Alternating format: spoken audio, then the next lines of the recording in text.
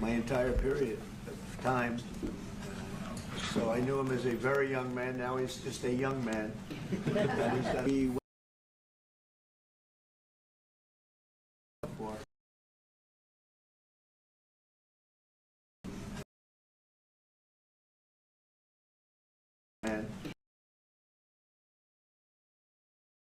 to have you. Thank you. You're doing incredibly for your country, and we appreciate working with you because you want to stop crime, and so do we.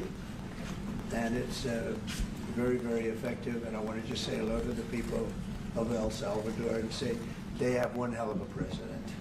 Okay, and I mean that, and I know him well. I know him as a very young man, Marco. Even younger than you. You know, he started pretty young. He'll always be younger. Young at heart. But I want to thank you for the great job you're doing. I appreciate it very much. Thank you.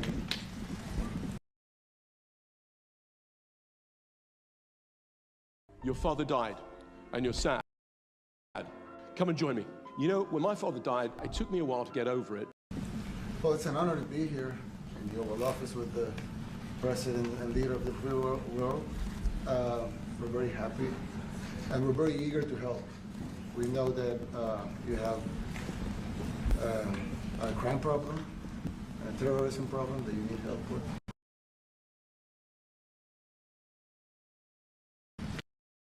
And we're a small country, but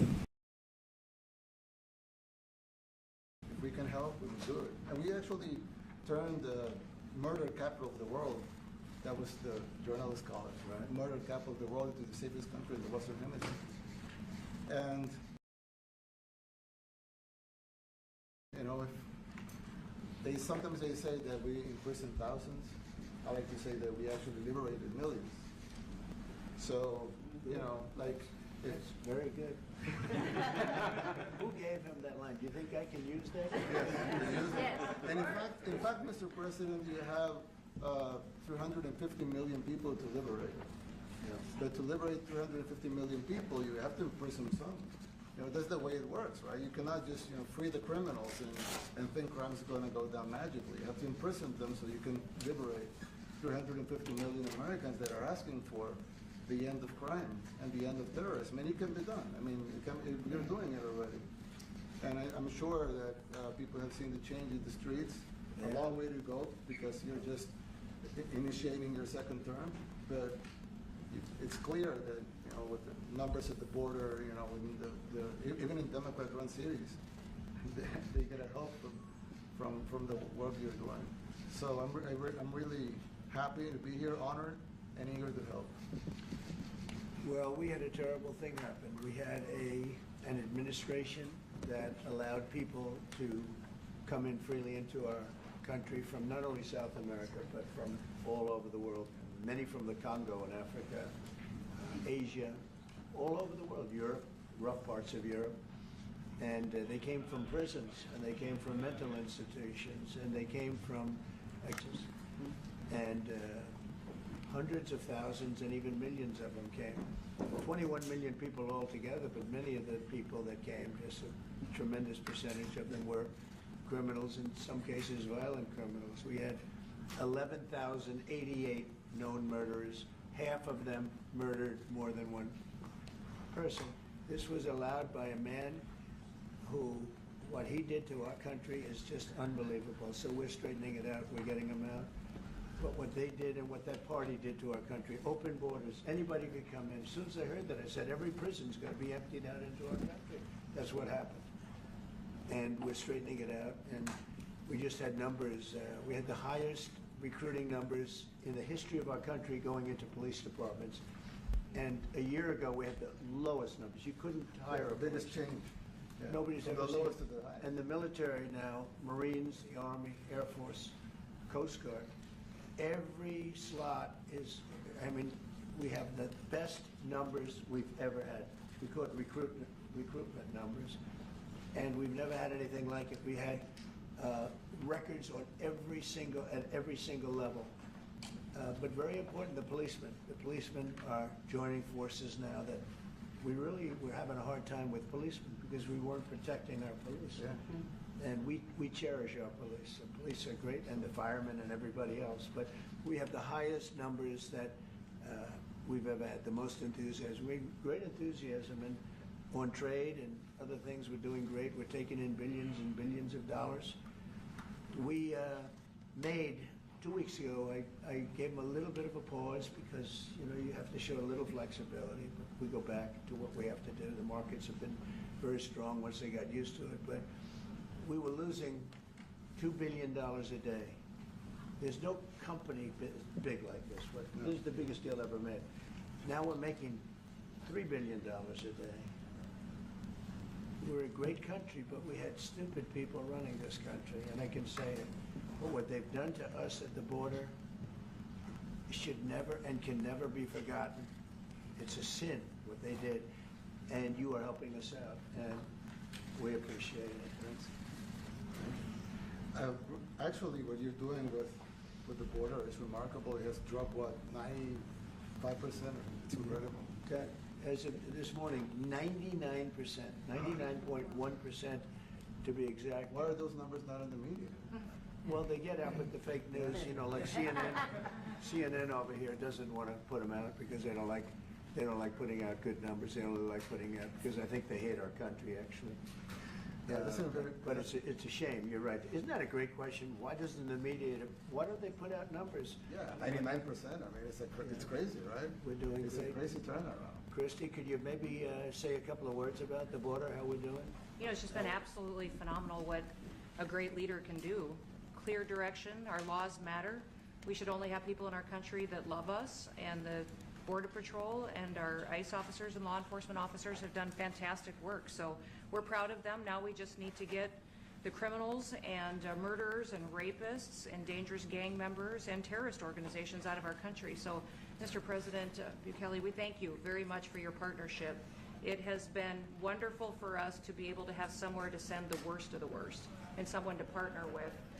And we'd like to continue that partnership because it's been a powerful message of consequences. Mr. President, you wanted people to know that there was consequences if you break our laws and harm our people and endanger families. And this is a clear consequence for the worst of the worst that we have somewhere to put them. This is how you protect your house and family from dangerous intruders. This new subscription-free mini Wi-Fi camera. Thank you very much. Yeah, we even had this gang member from Venezuela, one of the ones you sent, and we interviewed him just to get some information, etc. from them. And he said, oh, well, I got arrested 6 times, but they released me the 6 times, so I should be released again. And then I said, well, what's the last thing you do? And he said, well, I shot a cop in the leg, but I didn't kill him. I just shot him in the leg. And we're like, this guy was arrested 6 times here in the United States, 6 times. He was released 6 times, and in the he was released 5 times, and the last time he was sent to El Salvador, right? So he's not getting released. But the last time he shot a cop, actually, and he shot him in the leg. So these are, like you said, there's something broken. It's the liberal establishment. But they're not running things anymore in this country, and we're run by, and I don't say conservative, I don't say anything, we're run by people with great common sense. Yeah, common sense. Because it's all common sense. Yeah. It's not liberal conservative, it's common sense. Exactly.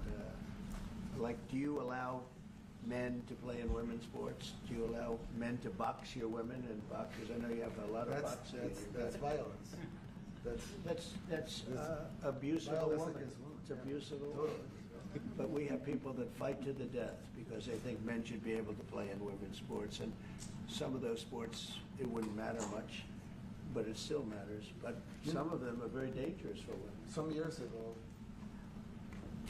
like you said, a decade ago or so, women rights movements were pressuring so that we enacted specific laws to avoid men abusing women. And I think those laws were great because there were a lot of men abusing women. But now some of the same people are trying to backtrack on that and actually trying to make new laws allowing men to abuse women in sports. So actually that doesn't make sense.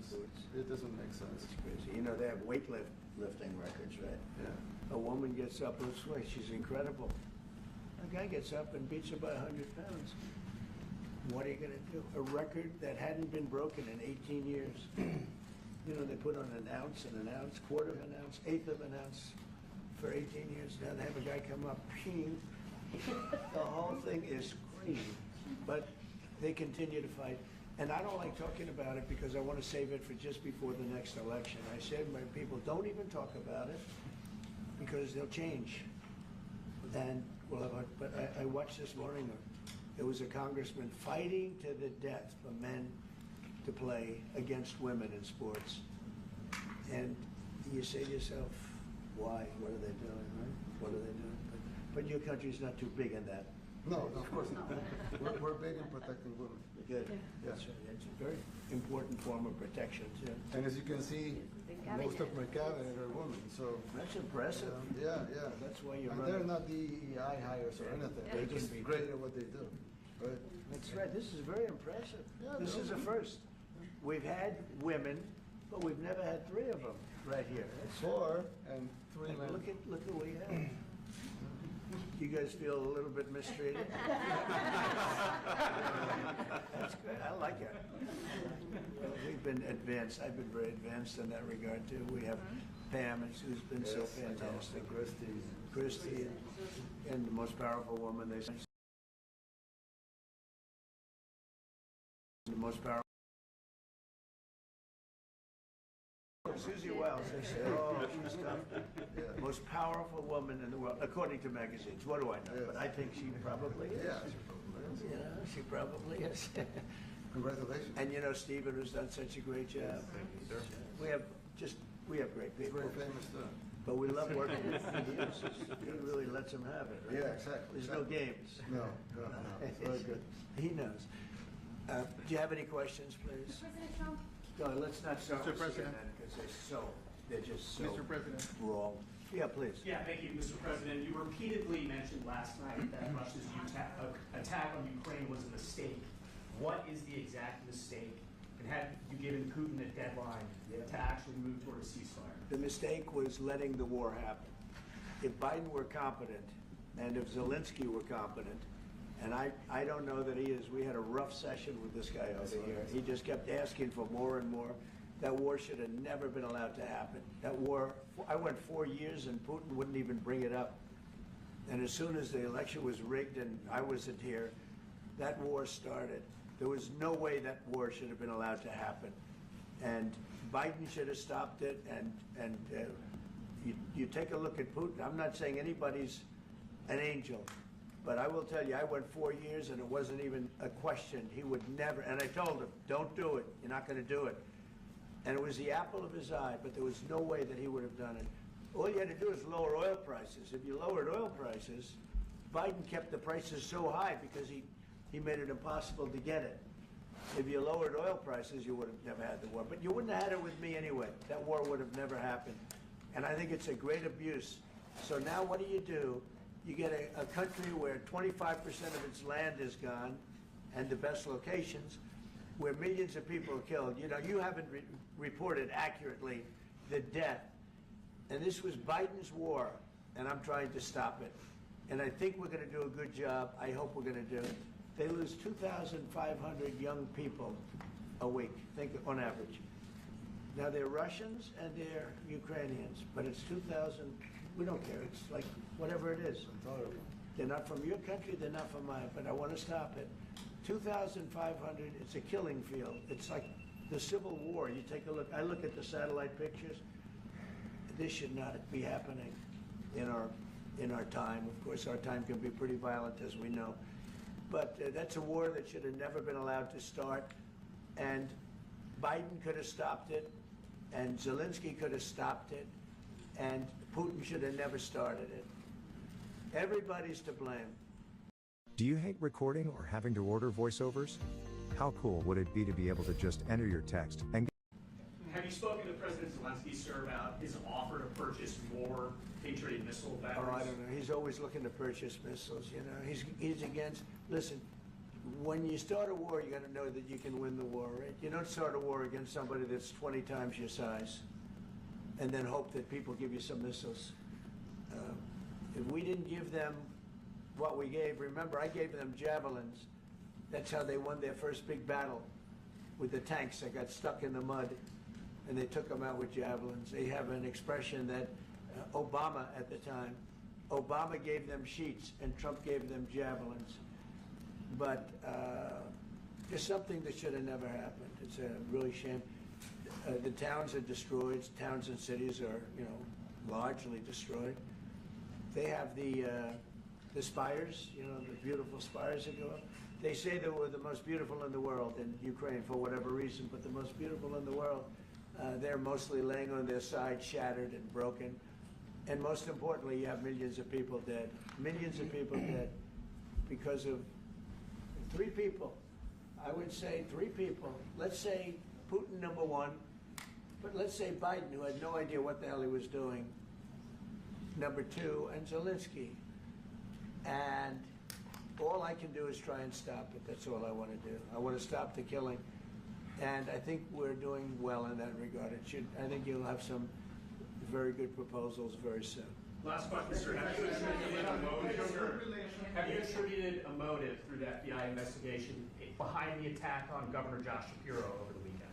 No, I haven't, but the attacker was not a fan of Trump, I understand, just from what I read and from what I've been told. The attacker basically wasn't a fan of anybody. It's probably just a whack job. And certainly a thing like that cannot be allowed to happen. Good relation with President Bukele, the best guarantee that this time you won't terminate the temporary protected status. I have a great relationship with this man. I have the best relationship with him. We've known each other. I've known him since he was a very young man, as I said, very, very young, and I was impressed. I said, look how this guy is. In fact, you sort of look like a teenager. You look like a teenager. I said, what kind of a country is this? He grew up well in the last 5 years. Do you support the extension for nationals of El Salvador under temporary protected status? Do you plan to ask Let's hear the question from this very low-rated anchor at CB. Thank you, President. Do you plan to ask President Bukele to help return the man who your administration says was mistakenly deported? The man who was mistakenly deported to El Salvador? Well, let me ask Pam, would you answer that question? Sure, President. First and foremost, he was illegally in our country. He had been illegally in our country. And in 2019, 2 courts, an immigration court and an appellate immigration court, ruled that he was a member of MS-13 and he was illegally in our country. Right now, it was additional paperwork had needed to be done. That's up to El Salvador if they want to return him. That's not up to us. The Supreme Court ruled, President, that if, as El Salvador wants to return him, this is international matters, foreign affairs, if they wanted to return him, we would facilitate it, meaning provide a plane. Si necesitas aprender inglés, tienes que correr. Mi curso está 95%. So will you return him, And you are doing a great job. Thank you. Usted estaría dispuesto Wait a minute. Can you just also respond to that question? Because, it's asked by CNN, and they always ask it with a slant, because they're totally slanted, because they don't know what's happening. That's why nobody's watching them. But would you answer that question also, please? Yes, gladly. So, as Pam mentioned, there's an illegal alien from El Salvador. So, with respect to you, he's a citizen of El Salvador. So, it's very arrogant even for American media to suggest that we would even tell El Salvador how to handle their own citizens as a starting point. As 2 immigration courts found that he was a member of MS-13. When President Trump declared MS-13 to be a foreign terrorist organization, that meant that he was no longer eligible under federal law, which I'm sure you know, you're very familiar with the INA, that he was no longer eligible for any form of immigration relief in the United States. So we had a deportation order that was valid, which meant that under our law, he's not even allowed to be present in the United States and had to be returned because of the foreign terrorist designation. This issue was then, by a district court judge, completely inverted, and a district court judge tried to tell the administration that they had to kidnap a citizen of El Salvador and fly him back here. That issue was raised to the Supreme Court, and the Supreme Court said the district court order was unlawful, and its main components were reversed 9-0 unanimously, stating clearly that neither Secretary of State nor the President could be compelled by anybody to forcibly retrieve a citizen of El Salvador from El Salvador who again is a member of MS-13, which, as I'm sure you understand, rapes little girls, murders women, murders children, is engaged in the most barbaric activities in the world, and I can promise you, if he was your neighbor, you would move right away. So you don't plan But to the ask for Supreme anyone Court's to get asking him back? to, And that- what was the ruling that your in the Supreme Court, Steve? Was it 9-0? Yes, it was a 9-0 In our favor? in our favor against the district court ruling, saying that no district court has the power to compel the foreign policy function of the United States. As Pam said, the ruling solely stated that if this individual, at El Salvador's sole discretion, was sent back to our country, that we could deport him a second time. Well, No version of this legally ends up with him ever living here because he is a citizen of El Salvador. That is the president of El Salvador. Your questions about it, per the court, can only be directed to him. I asked ¿Usted lo President liberaría, Bukele, Presidente what is Bukele? can President Bukele weigh in on this? Do you plan to return him? Well, I'm suppose you're not suggesting that I smuggle a terrorist into the United States, right? It's always How can I CNN. how can I return him to the United States? Like, I smuggle him into the United States, or what do I do? Of course, I'm not going to do it. It's like, I mean, the question is preposterous. How can I smuggle a terrorist into the United States? I don't have the power to return him to the United States. but you can release him inside El Salvador. Yeah, but I'm not releasing, I mean, we're not very fond of releasing terrorists into our country. I mean, we just turned the murder capital of the world into the safest country of the Western Hemisphere, and you want us to go back into releasing criminals so we can go back to being the murder capital of the world? No, that's not going to happen. Well, they'd love to have a criminal, Yeah, released into I mean, there's So a fascination. They would love it. Yeah. They're sick, these are sick people. Marco, do you have something to say about that? Yeah, I mean, Stephen outlined it. I don't understand what the confusion is. This individual is a citizen of El Salvador. He was illegally in the United States and was returned to his country. That's where you deport people, back to their country of origin, except for Venezuela that wasn't refusing to take people back, or places like that. I can tell you this, Mr. President, no, the foreign policy of the United States is conducted by the President of the United States, not by a court. And no court in the United States has a right to conduct the foreign policy of the United States. It's that simple. End of story. And that's what the Supreme Court held, by the way, to Marco's point. The Supreme Court said exactly what Marco said, that no court has the authority to compel the foreign policy function of the United States. We won a case 9-0, and people like CNN are portraying it as a loss, as usual, because they want foreign terrorists in the country who kidnap women and children. But President Trump, his policy is foreign terrorists that are here illegally get expelled from the country, which, by the way, is a 90-10 issue. Well, Mr. President, you said that if the Supreme Court said someone needed to be returned, that you would abide by that. You said that on Air Force One just a few days ago, and they said that it must be facilitated.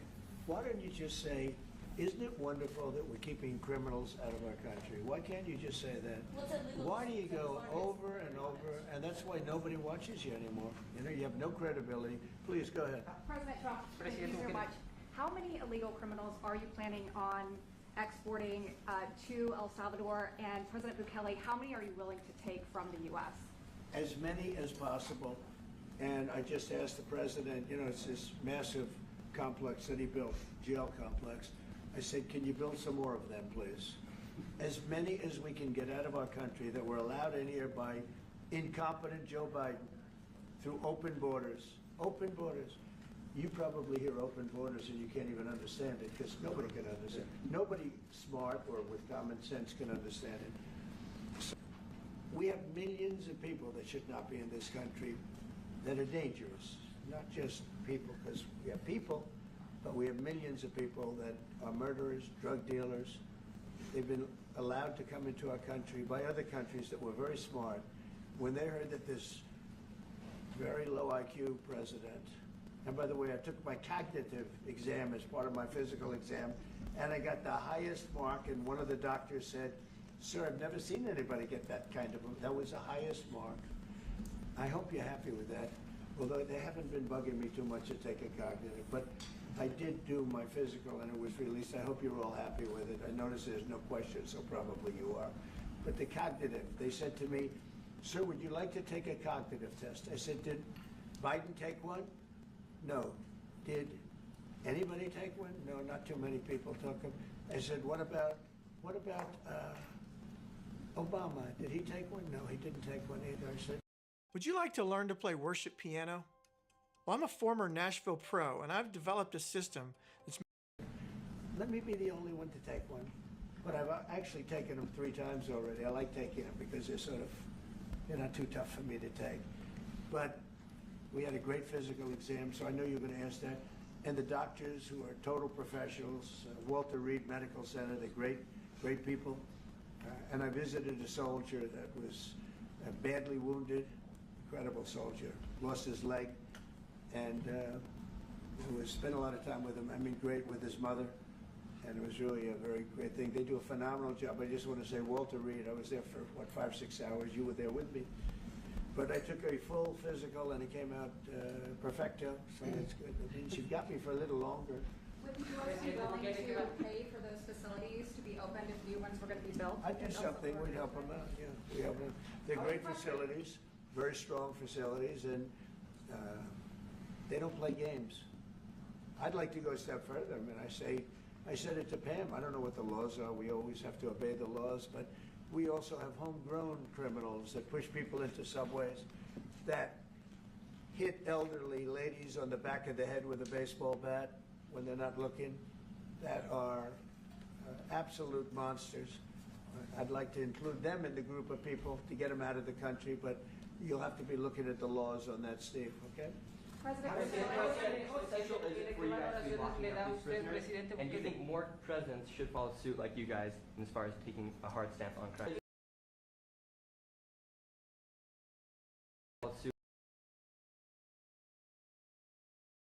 I think everybody has to. I mean, the president said it better than anybody.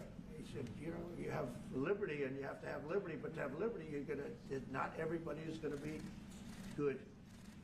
And, you know, some are bad because they're sick. They're mentally deranged. They're bad. Why do you Then you have to take them. If you're going to have a country, you're going to have to take those people out. And we've been doing that. But this was like an unforced error, they would call it, where we had people that may hate our country, or maybe they're just stupid people. I think they're probably stupid people more so. A lot of people said they did it for the vote. But I did better with Hispanic people than they did, because I always use Hispanic. I did better. You people love me. I saw my poll numbers in your country up through the roof, right? 91%. No, some people think they do it for the vote. But they don't have to do it for the vote. They cheat, you know, they're professional cheaters. That's about the only thing they do well. So we just have had a great relationship, and it's become bigger because of a strange thing has happened. You know, I came back. We had no war in Ukraine. We had no war we had no October 7th Middle East problem. We had nothing. We had no inflation. We didn't have the Afghanistan, most embarrassing moment in the history of our country, the Afghanistan, not withdrawing, because I would have been out, you know, I had it all set to bring people out with dignity and pride. That was the worst, most embarrassing moment in the history of our country, Afghanistan. We didn't have any of that. You wouldn't have had the war with Russia, Ukraine. You wouldn't have had the Middle East problem because Iran was broke. They had no money because we had secondary sanctions on and lots of other sanctions. And now every single thing, got a problem with Iran, but I'll solve that problem. That's almost an easy one. We got to solve a war that should have never started, Ukraine and Russia, and we'll get that solved. And we have to solve problems, and we already solved inflation. You know, if you look at the numbers are incredible, actually.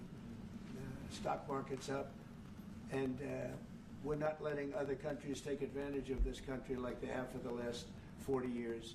So thank you very much. You have a question, please? Yes, Mr. President, thank you so much. You scored another major investment win this morning when NVIDIA pledged to build its AI supercomputer, the first time ever, right here in the United States. Thank you. That's a question I like. That's true. What is your reaction to this announcement, sir, and how will this positively benefit Americans across the country? Well, it's one of the biggest announcements you'll ever hear, because NVIDIA, as you know, controls that almost the entire sector, which is one of the most important sectors in the world, between chips and semiconductors and everything else. And they're the biggest. And the other biggest we already have coming in is spending $300 billion, as you know. They announced 2 weeks ago. But NVIDIA is so highly respected. And this was an announcement that a lot of people, I knew it was going to happen, but not to the extent that it happened. It's big. And the reason they did it is because of the election on November 5th and because of a thing called tariffs. As I say, the most beautiful word in the dictionary. After love, God, relationship. The press actually hit me and said, tariff is the most beautiful word in the dictionary. What about family, love, God? So I got hit even on that. You understand? I said, okay. So now I say it's my 5th most favorite word because they get you on anything. But no, that NVIDIA, it's one of the great companies of the world, modern, super modern companies, controls segments that nobody, you know. Well, if you can't beat them, join them. My kids play a lot of video games, especially. Sort of controls the world in a sense, and they're coming in here in the biggest way with hundreds of billions of dollars. Not like millions of dollars, hundreds of billions of dollars, and I'm honored by it. And I want to thank Jensen and all of the people that we deal with. They're great people, they're brilliant people. And without tariffs, they wouldn't be doing it. Thank you very much. Are you considering additional sanctions against Russia after their latest attack? And do you have an update on the rate and when you might announce semiconductor Well, I already have tariffs? sanctions on Russia. I put them there. If you remember, Nord Stream 2, that's the big pipeline that goes through Europe. I stopped it. That's Russia's pipeline, the largest pipeline, I think, in the world. Goes to Germany. And I stopped it. And when Biden came in, he approved it. And then they say, oh, I'm friendly with Russia. No. Putin said, you know, if you're my friend, I'd hate to see you when you're my enemy. I stopped the biggest economic job they ever had. I stopped it cold, right? It was dead. You know that, right? And Biden came in and he immediately approved it. What was that all about? And it's a pipeline that takes care of a lot of the needs. Now, you know, it was a very controversial thing, but I stopped it, and Biden approved it. Question? On tariffs? No, not you. Not Semiconductor tariffs and potentially pharmaceuticals. What? Semiconductor tariffs and potentially pharmaceuticals. Pharmaceuticals we're going to do. We don't make our own drugs, our own pharmaceuticals. We don't make our own drugs anymore. The drug companies are in Ireland and they're in lots of other places, China. And all I have to do is impose a tariff. The more, the faster they move in. The higher the tariff, it's very simple. It's inversely proportional. The higher the tariff, the faster they come. And yeah, we're going to be doing that. That's going to be like we have on cars. We have, as you know, a 25% tariff on cars. We have a 25% tariff on steel and aluminum. And that's what that category fits right now. Do you have a percentage in mind and a timeline? I have a timeline, yeah, not too distant future. And we're doing it because we want to make our own drugs. We're doing it because we want to make our own steel and aluminum, lumber, other things. And they're all coming in. We have record numbers, $7 trillion.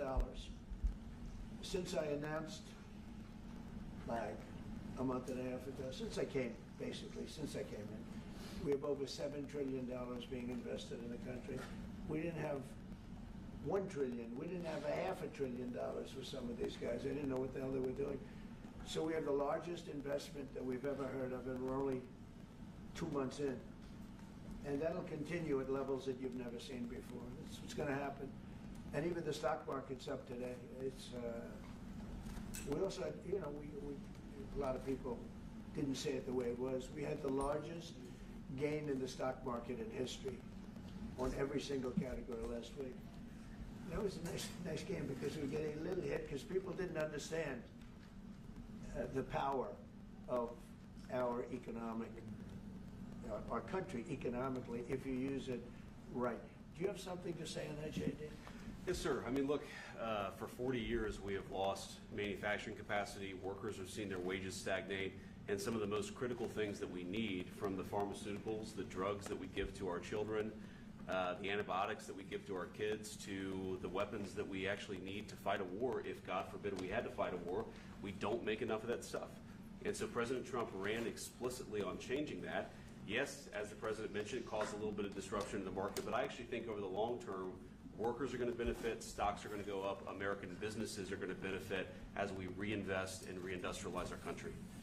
And the auto workers and the Teamsters and all of the unions, you know, not traditionally Republican, but I'm winning those unions by, we're up 40, 50 points on the Democrats. They're losing everything. And they're losing everything because they just have policies that are not believable.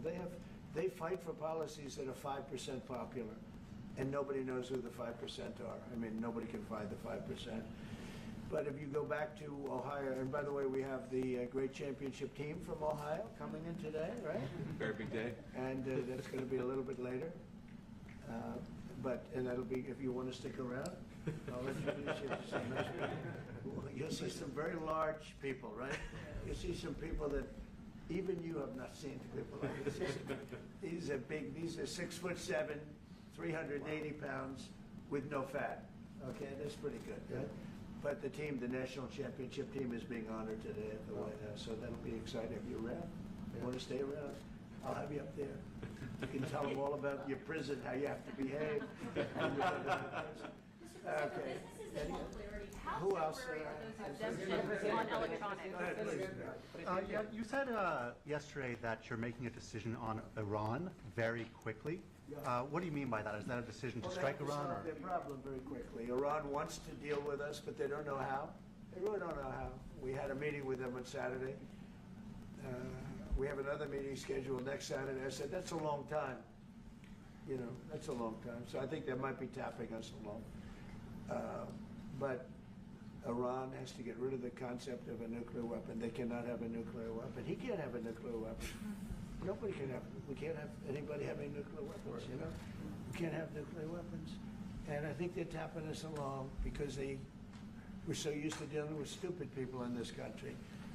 And I had Iran perfect. You had no attacks. You would have never had October 7th in Israel, the attack by Hamas, because Iran was broke. They were stone cold broke when I was president. And I don't want to do it. I want them to be a rich, great nation. The only thing is, one thing, simple. It's really simple. They can't have a nuclear weapon. And they got to go fast because they're fairly close to having one. And they're not going to have one. And if we have to do something very harsh, we'll do it. And I'm not doing it for us, I'm doing it for the world. And these are radicalized people, and they cannot have a nuclear weapon. Does that include a potential strike on Iranian nuclear facilities? Of course it does. And just a follow-up question, a clarification. You mentioned that you're open to deporting individuals that aren't foreign aliens but are criminals to El Salvador. Does that include potentially U.S. citizens fully naturalized in Iran? If they're criminals and if they hit people with baseball bats over their head that happen to be 90 years old, and if they rape 87-year-old women in Coney Island, Brooklyn, yeah, that includes them. What, do you think there's a special category of person? They're as bad as anybody that comes in. We have bad ones too. And I'm all for it because we can do things with the president for less money and have great security. If you're a business owner, 3D character videos are the best way to grow your business and make more. And we have a huge prison population. We have a huge number of prisons, and then we have the private prisons, and some are operated well, I guess, and some aren't. But he does a great job with that. We have others that we're negotiating with too.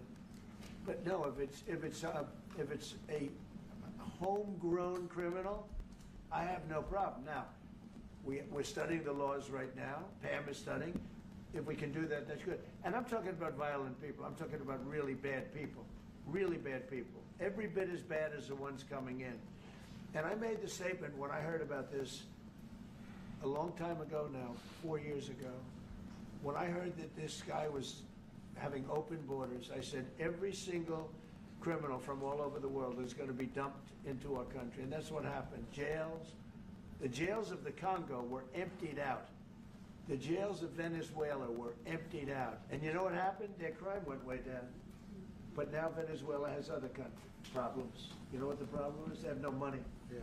Because I shut off their oil and we put secondary tariffs because they're not doing what's right over there. They know what to do. We spoke to them. I spoke to them. They know what to do. But they have no money. Venezuela has no money. But Iran had no money, and Iran behaved so beautifully. And then Biden took all those secondary tariffs and tariffs on. I told China, you can't buy oil. If you buy oil from Iran, China, I told it to President Xi, then we no longer want you to do business with the United States of America. And those ships disappeared from that harbor so quickly. China. Get along great with China. Are the talks with Iran productive? Do you want to continue that? The talks with Iran, do you believe those are productive? Do you want to continue that? I think Iran could be a great country as long as it doesn't have nuclear weapons. If they have nuclear weapons, they'll never get a chance to be a great country. They will never get a chance. It won't even come close. Sir, on tariffs. Yeah. Yeah, yesterday you mentioned short-lived product exemptions. Which specific products are you considering, and how long is short-lived? Weeks, months? I'm looking at something to help some of the car companies with it. They're switching to parts that were made in Canada, Mexico, and other places, and they need a little bit of time because they're going to make them here, but they need a little bit of time. So I'm talking about things like that. What about any Apple products, other cell phones? Look, I'm a very flexible person. I don't change my mind, but I'm flexible. And you have to be. You just can't have a wall and you'll only go. No, sometimes you have to go around it, under it, or above it. There'll be maybe things coming up. I speak to Tim Cook. I helped Tim Cook recently, and that whole business. I don't want to hurt anybody. But the end, Tim Cook. I helped Tim Cook recently, and that whole business. I don't want to hurt anybody. But the end, who knows? Who the hell cares? Do you have any updates on talks? But you know with what? China? What? Do you have any updates for talks with China? Let me just tell you this.